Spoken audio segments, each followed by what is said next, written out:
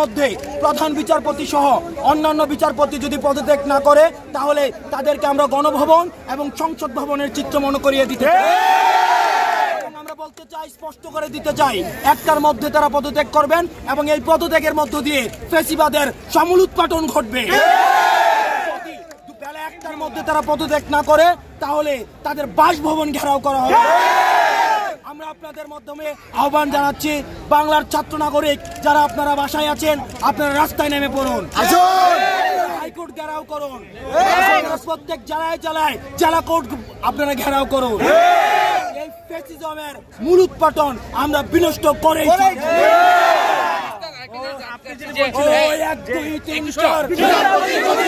বিচারপতি গদি ছাড়, 1 2 3 4, 1 2 3 4, বিচারপতি গদি ছাড়, বিচারপতি গদি ছাড়, 1 2 3 4, 1 2 3 4, বিচারপতি গদি ছাড়। ঘেরাও ঘেরাও ঘেরাও হবে, ডাইরেক্ট ঘেরাও হবে, ঘেরাও ঘেরাও ঘেরাও হবে, ডাইরেক্ট ঘেরাও হবে, 1 2 3 4, বিচারপতি গদি ছাড়, 1 2 3 4, বিচারপতি গদি ছাড়। আপনারা জানেন যে যখন কিনা আমাদের এই যে ছাত্র জনতার গণঅভ্যুত্থান যখন ছিল, তখন এই যে ফ্যাসিস্টের দালালেরাই হচ্ছে তারা রায় দিয়েছিল ছাত্রদের উপর গুলি করার। তাহলে তারা হচ্ছে এই স্বাধীন বাংলায় তাদের আসলে এই গুরুত্বপূর্ণ পদে বহাল থাকার কোনো অধিকার তাদের নেই, এবং তারা এই যে আমাদের এমন একটা খারাপ সময় তারা হচ্ছে দালালি করে গিয়েছে ফ্যাসিস্টদের, এবং আমরা একদম নিশ্চিত হয়ে গিয়েছি যে ওরা হচ্ছে এখনো, মানে যারা দালাল তারা কখনো ঠিক হয় না, ওরা হচ্ছে এখনো দালালি করে যাবে। এই সংবিধানের মারপ্যাঁচ, এই ল, এগুলো তো তার ওয়েপন ছিল, ছিল জঙ্গি, শিবির, সন্ত্রাস, আগুন, কিন্তু লাভ হয়নি। হয়েছে 17 বছর সে আমাদের দাবিয়ে রেখেছে, আর কি পেরেছে? অর্থাৎ বাংলাদেশের রেভলিউশন হয়, এদেশের মাটি বারবার অপশক্তিকে, যারা দুর্নীতিবাদ, যারা ডিক্টেটর, তাদের বারবার ঘটায়।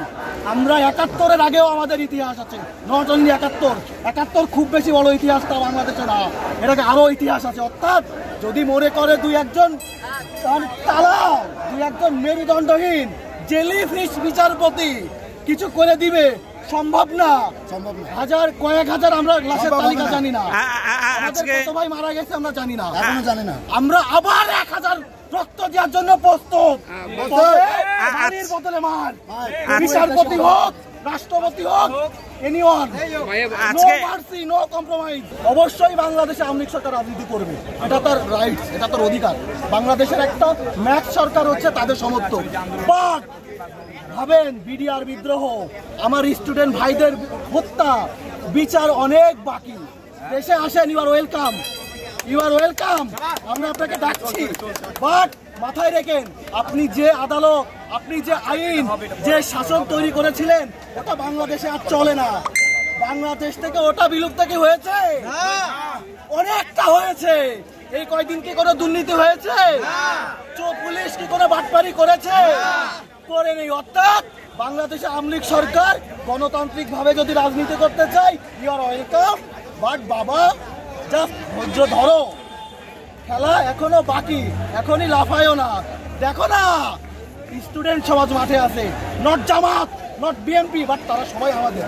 দেখো না যে স্টুডেন্ট ঘরে চলে গেছে, বারবার বলতে চেও না যে এটা পলিটিক্যাল মুভমেন্ট, কি তোমাদের ওই ট্যাগ, ওই কথা, ওই চলবে না বাংলাদেশে। জনগণ আর খায় না, আর কি খায়।